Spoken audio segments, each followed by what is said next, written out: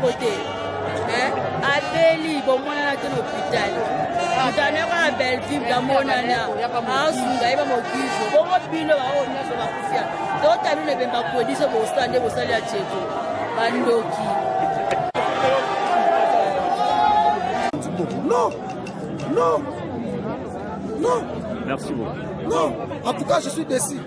Je suis déçu du comportement de l'association. C'est-à-dire, artistes doivent soit profit, ne pas donner 50 bon. Mais là, à ça, la solution se soit matée. Parce que tu n'as pas solution moyenne. Tu n'as pas grand, ou tu dois mettre la tourne dans la TV, le président Bandani, le président Kingani. Non, ça c'est ça. Or, l'association a fait une caisse spéciale. Pour ça que l'artiste donc, on a un comité de vidéo, l'artiste a un problème. C'est-à-dire, l'association est rapide à s'occuper à 100% sans gouvernement et en sans intervention.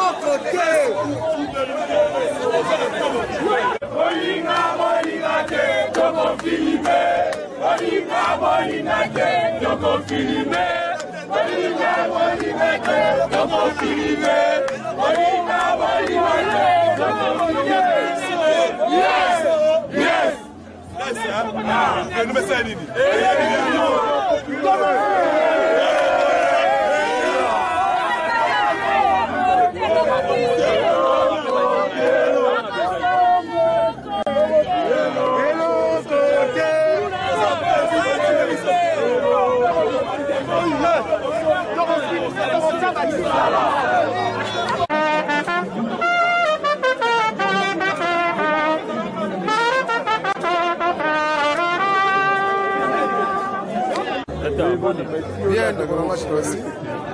Monde d'État là, parmi les bateaux,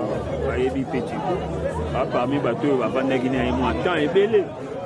Invité, moi, on est plus que témoignage, je suis sa propos, il y a temps au passage. Mais c'est ce qu'on est là, cette famille d'artistes, tout ça, on a manqué à 50 ans, tous les gens de la Tcheko, à ça, en plus, ma carrière, et puis il est pas belli. Tu vois, il y a temps, il y a reçu il partager ma tu vois, dans la JVC, chaîne à ma casse, message au feu les gars.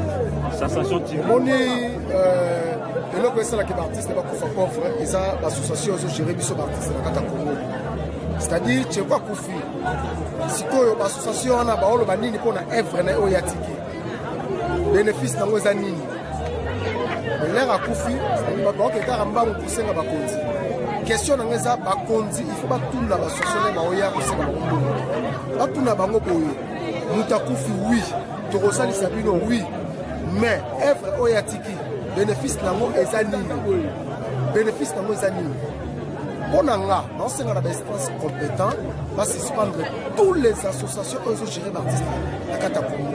Il y a un monde qui est l'artiste est pauvre.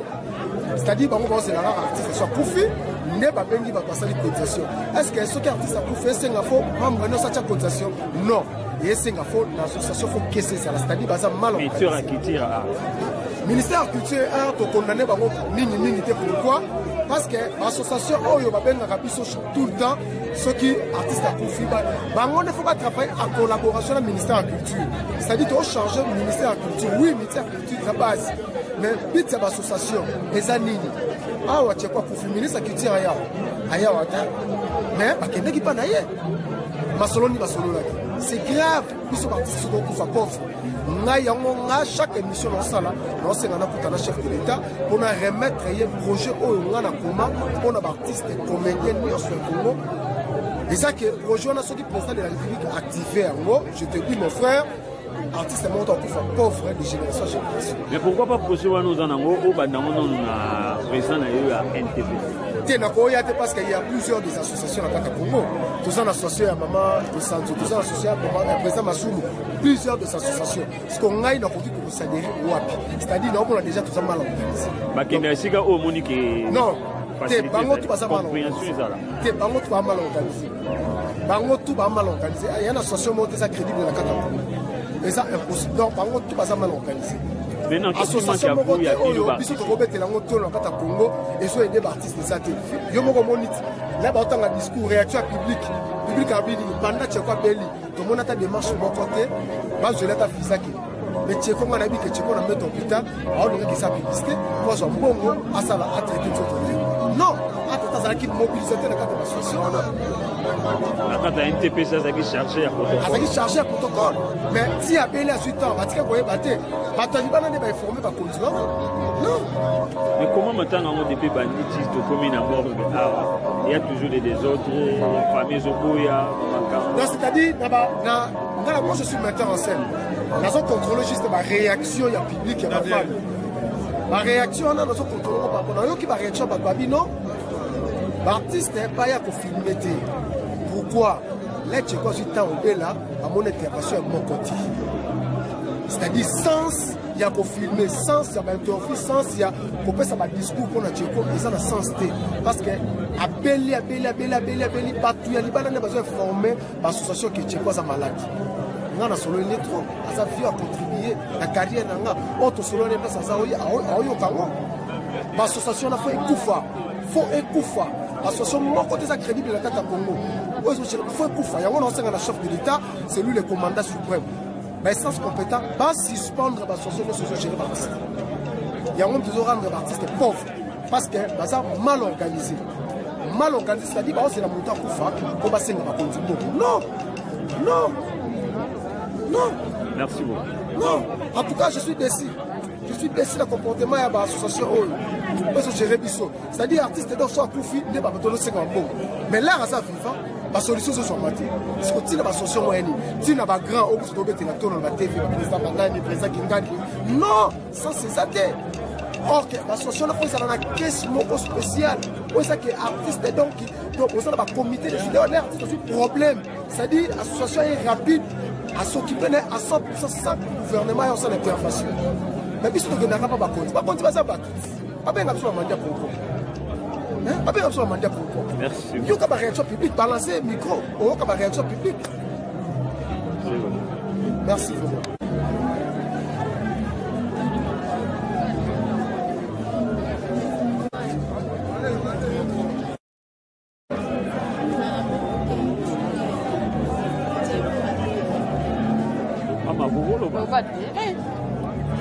Il y a un message aux gens.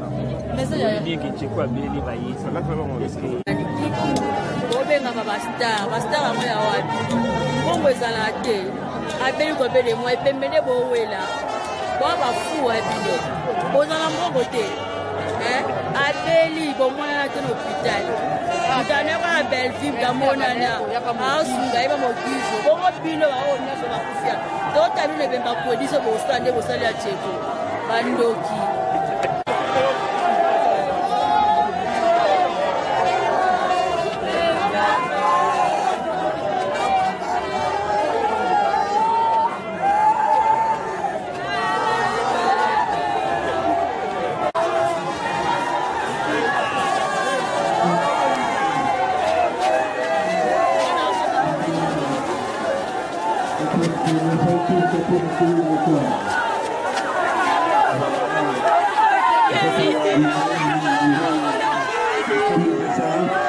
Pour accompagner Ngo jusqu'à la chapelle.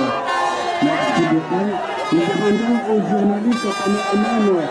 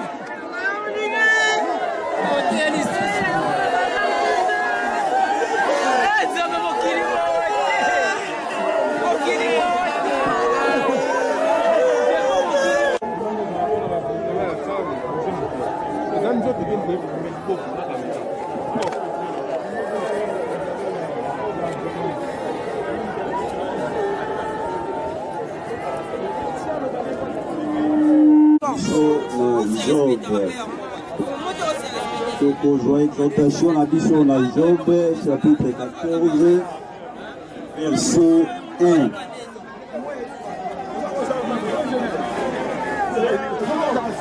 Job 14, verset 1, pour moi même, et il est rassasié de troubles.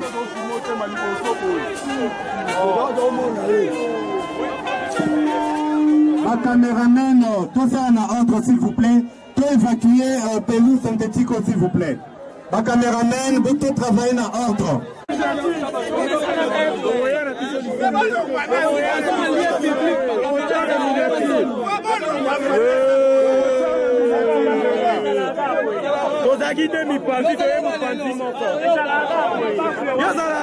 Bientôt gardez silence s'il vous plaît. Il y a peu de jours à vivre et il est rassasié des troubles.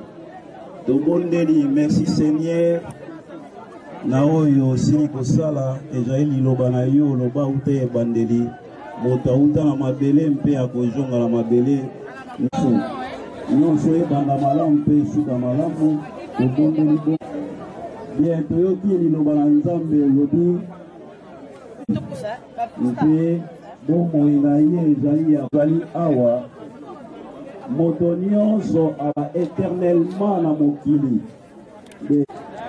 abotami mais bomoi na ye eti na ye alors ye limite na ye ekoki nzambe asali eza mokano na ye lelo tozali kolela ye mais liloba oyo ezali mpona nyonso ezala malamu parce que oza na mabe parce que ndenge ye azali na limite yo mpo ozali na limite ndenge outaki na mabele okozonga mpe na mabele mais ce qui est important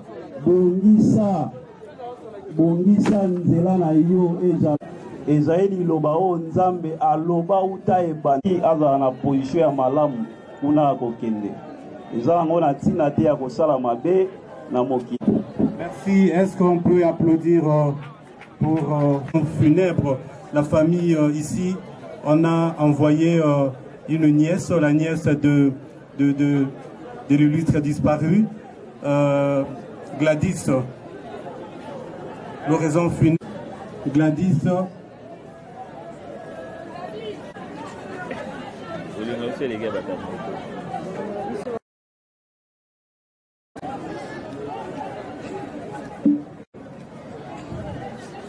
Cher oncle, par ton savoir-être, savoir-faire et savoir-faire faire, tu irradiais sans cesse les êtres qui avaient la chance de te côtoyer. Je pense notamment à ton sens de l'humour et de la comédie. Cette qualité te permettait d'apporter aux sortes de la joie, de la bonne humeur, de la détente et qui sais-je encore. Pour toutes ces raisons et pour tant d'autres, nous te sommes reconnaissants, comme disait Cécile. Ta famille, tes amis, tes connaissances, tout ce qui ont fait avec toi ces périodes, dans ces lieux de la vie.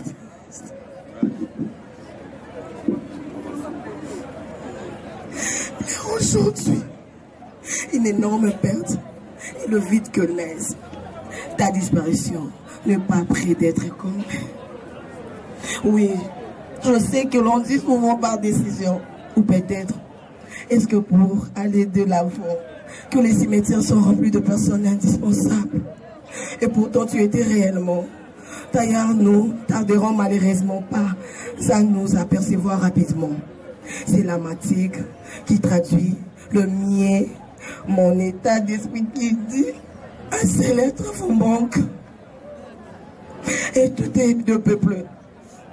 Notre oncle, notre frère, notre fils, notre ami, à tous, avait en effet la solidité de chêne et la souplesse du roseau, car il était en effet unique et personne n'aurait pu l'imiter de son vivant.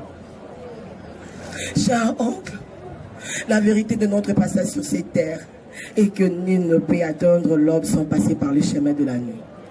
Certes, tu es parti pour ne plus revenir, mais à jamais tu resteras gravé dans nos cœurs, car dit-on avec raison qu'un artiste ne meurt jamais, il vit par ses œuvres. Artiste, tu l'étais, c'était ta passion, ta raison de vivre, c'est l'étimotive qui te poussait à rester debout, même quand tout semblait sombre. Oui, de moments sombres, notre oncle en agonie. Peut-être il ne donnait pas l'impression. Fin joueur, il savait bien cacher son jet. Faisons de problèmes. Faisons tout pour que le monde extérieur ne perde même pas une seconde la nature de ses problèmes. Nous sommes le rare privilégié de l'avoir vu souffrir. Aujourd'hui, je peux vous dire que cet homme a combattu toute sa vie. Quel brave homme. Quel papa merveilleux. Mon oncle. Ce genre de personne qu'on aimerait avoir à ses côtés et qui mérite bien quelques secondes d'applaudissements.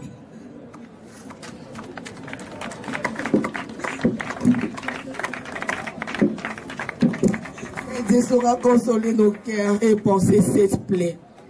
À jamais dans nos mémoires, cher oncle,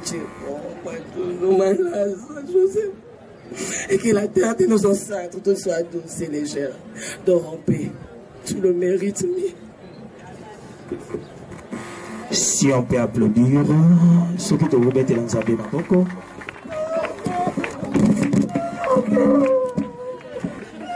Chef Luca.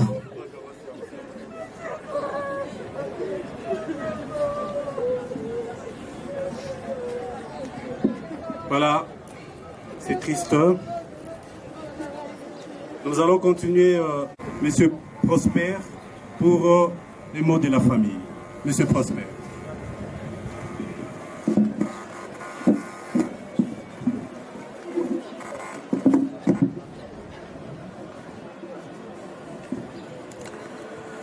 Mots de la famille Malassa et Patatula. Profitons de ces moments douloureux pour remercier tous ceux qui nous ont soutenus de près ou de loin pendant toute cette épreuve difficile.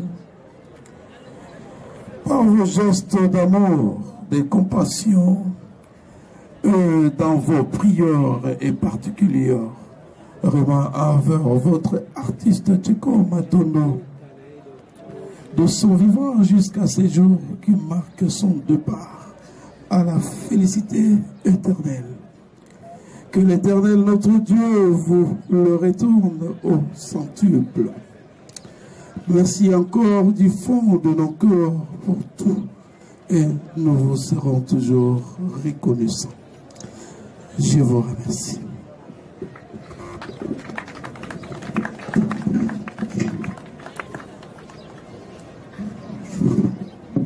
Merci. Nous passons à la biographie de l'illustre. Là, nous appelons la famille pour la lecture de sa biographie.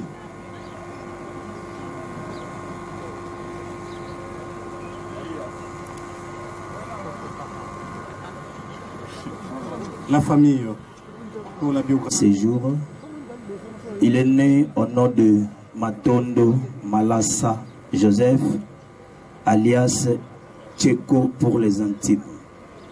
Il est né d'une famille de nombreux enfants, originaire du secteur de Kinkenge, village de Mpembo-Nsoki, territoire de Luozi, le tout dans la belle province maritime du Congo central. Matondo Malasa Joseph Tcheko, il a fait ses études primaires à l'EP2 Yanda au quartier 13 dans la commune pilote de Ndjili. Secondaire et humanité, il a fait à la Téné de Victoire, là où il a décroché son diplôme d'État en commercial et administratif. Il a fait ses études universitaires à l'Institut supérieur de commerce, en sigle ISC, dans la faculté des sciences commerciales, option comptabilité. Il était aussi journaliste animateur, comme modérateur dans plusieurs activités et cérémonies. Ainsi, il était aussi artiste et comédien, président du groupe théâtral Yokason. Ici sur terre, la Bible nous dit, l'homme n'est pas le maître de son souffle pour pouvoir les retenir. Dieu a donné, Dieu a repris. Que l'âme de notre frère, Matondo Malasa Tcheko, qui nous a quittés à l'âge de 44 ans, repose en paix. Adieu Tcheko, je dis et je vous remercie. Merci, on applaudit pour l'artiste qui a fait le parcours, il y a Malam vraiment. Là, nous avons un petit communiqué. Il y a ma famille, nous serons dans le cimetière. Tokende bisonyoso na ndako kuna na adresse webi na Beladone. Bako accompagner illustre na cimetière T. Bako zonga na ndako. Voilà, nous avons lu sa biographie, mais comme vous avez entendu, vous avez écouté, na parcours nae artistique azalaki comédien, ipa nini alekaki. Et puis na ba groupe nini alekaki. Abandaki na groupe Sans Souci. Et puis à Ekolongwa na groupe Sans Souci na le 23 avril 2003 à Kotaki na groupe évangéliste. Kuna na groupe évangéliste a jouaki presque ba pièce ebélé, a jouaki na pièce ba bengi mama ministre comme rôle ba pesaki azalaki domestique na pièce wana. Et puis deuxième pièce née au sein du groupe évangéliste à Joaquin Faux Bonheur. Après Faux Bonheur, à Kena Mon Général. Nakata Mon Général, à Joaquin Rôle, il y a Assassin. Et puis quatrième pièce, c'est là qui Pourquoi ça a continué na Moninga Mabé. Et puis ma pièce est Belé a joué Nakata groupe évangéliste. Kolongwanae na groupe évangéliste a créé groupe Yokason. Yokason, oyo a œuvré à continuer dans le groupe naeti na ndenge nzamba bengi ulimonae. Na ba œuvre na kati ya groupe ya Yokason akomaki Vérité cachée, akomi Tétanos, Ngouizani, témoignage 10%, photo. Donc photo Wanezali, dernière pièce naye à tournaki kaka 2 épisodes. Merci Wanezali ba parcours naye artistique. Là nous allons appeler pour les mots en attendant que le président y a ANTPC Aya to Kobenga président ya Tokanisa Soki Azali YPA a prêté on a mot des circonstances. Palobi, président, il y a un TPC Aza un peu en retard. Là, Tobengi Papa Kofi, à Luba, quelques mots. On a tous les artistes réunis ici parce que vous le savez bien, Tcheko Azala Kripe, artiste, comédien. Bien, merci. Au nom de tous les comédiens, artistes, comédiens, au nom de toutes les associations, nous vous disons tout simplement merci parce que les artistes, il y a plusieurs associations. Alors, je n'épingle aucune association, mais je dis tout simplement au nom de toutes ces associations qui réunissent les artistes comédiens de Kinshasa, du Congo, nous vous disons merci. Merci pour tout ce que vous avez fait. Merci pour votre apport de près ou de loin. Merci pour ce moment solennel qui va nous permettre d'accompagner notre frère, notre ami, notre vieux, notre petit Tcheko, na demeure naïe Yasuka. Tout ce que nous vous demandons, vous les artistes, nous les artistes, soyons unis. Soyons toujours unis. Soyons toujours unis et nous irons de l'avant. Merci. Merci beaucoup tous les artistes. Soyons toujours unis. Voilà. Pour que tokende toujours liboso. Tozala na bomboko kokabwana eza vraiment malamute pour les artistes. Tosungana tozala na bomboko pour tokende liboso. Alors, merci. Wana tobengaki tokanisa namoni bango pe baza na moi retard.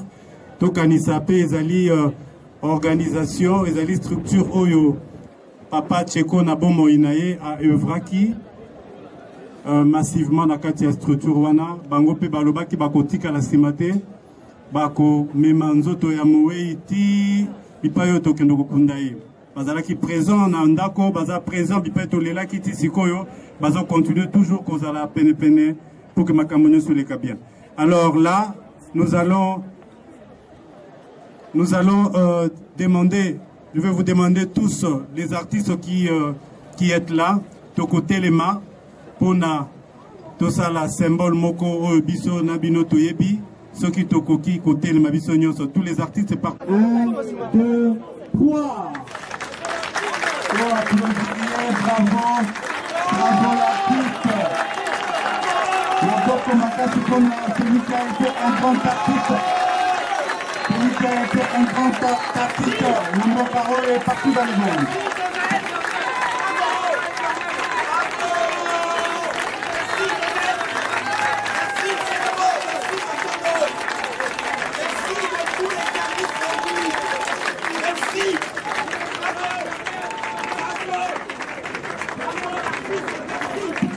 Merci beaucoup. Azalaka na retardé. Azalaki empêché na toujours na organisation matanga oyo. Soki ko tokoki ko bengaye aya koloba un tout petit mot ya circonstance wana ekomema biso na dépôt ya ba gerbe de fleurs. Là je vous rappelle to luka papa Mongali pour na to se faire enregistrer pour na dépôt ya gerbe de fleurs. Président. Bien, merci. Je crois que le retard nous a motivé. Nous a déjà presque préparatif matin. Papa Kouedi, Boyebi Papa Kouedi. Il y a Koloba Mingi Zalité.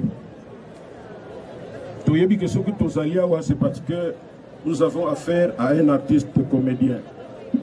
Artiste de comédien, nous allons à Zali, il y a sa population, et tindaye akende na nzela ya positif et ndeko na biso Tcheko oyo asali wana asali pe volonté ya Nzambe pour il n'est pas donné à tout le monde à se donner na musala oyo futaka difficilement mais oyo esengo ezalaka mingi soko osali yango eke bato bayebisi yo ke basepelaki mateya opesaki ndenge pe osepelisi bango yango nde esalaka ke towumela pe na mosala oyo toza kosala na occasion boye torepetaka toujours na baartiste comédien oyo tozali nanu en vie tozokontinue kosala mosala oyo toyeba baobjectif toza nango tozali wana mpona kodéranger société te tozali wana mpona koredresser société.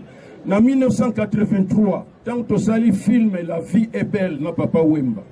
Film wana ebima qui partout dans le monde na basala cinéma. Awa tomona ki en 1983, 87. Wana tomoni na cinéma, pardon, na télévision, na CD.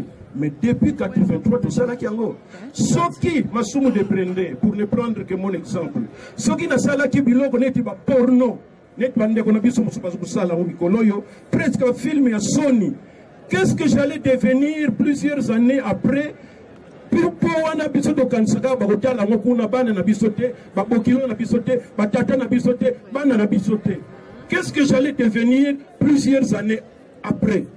Donc tout ça là, attention, tout landa mouvement ya pamba pamba te loyengete. Tout ça là na conscience que l'on connaît ce ça là, toyeba ke bandeko na biso, ba tata na biso, ba mama na biso, bana na biso, ndenge pe to komi ba koko na biso pe, soki ba teliamo, basa la scandalisé. Nous avons un devoir de conduire la population vers le bien. Ndeko na biso autotika biso, asali musala na ye, nous remercions Dieu. Et quand on a biso, c'est que toujours que nous dit qu'on a biso dans le cimetière, en même temps, matanga musu c'est papa Kwedi et musu. Donc, ce qui peut talika ndenge te préparer à matanga na biso. Combien de réunions tout ça là? Oh, y a biso moko et puis tous en contact avec la famille. Donc, on sait que ceux qui te kundi les loyo, tu es un peu tranquille. Lobby kaka matanga musu. Donc, que paiement ezalité, mais volonté ensemble. Nous sommes tous unis. Merci la famille Ndenge Bolinga qui a collaboré na biso. Félicitations aux artistes comédiens pour notre sacrifice nyonso salemi pour que les loyaux makambo esila malamu. Merci beaucoup. Voilà, merci pour la famille, merci pour l'artiste.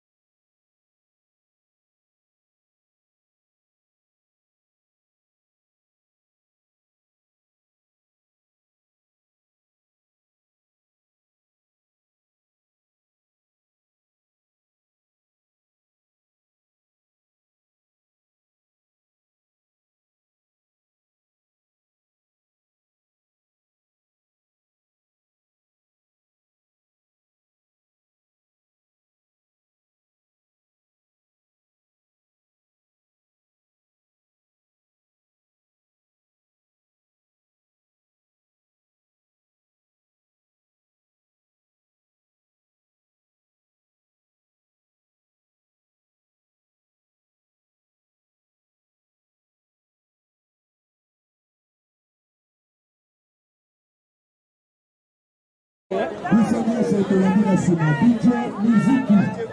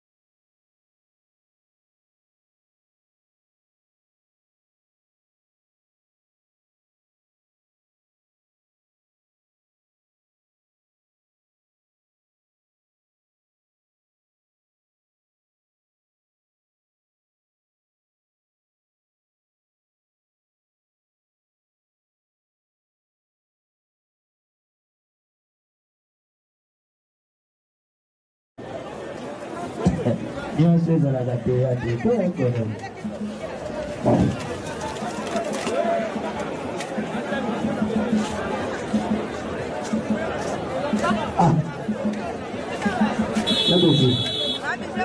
Merci.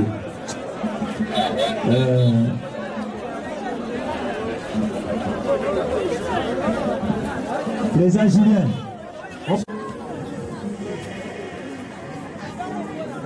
Ah, bah, c'est à quel moment il a bon, bah.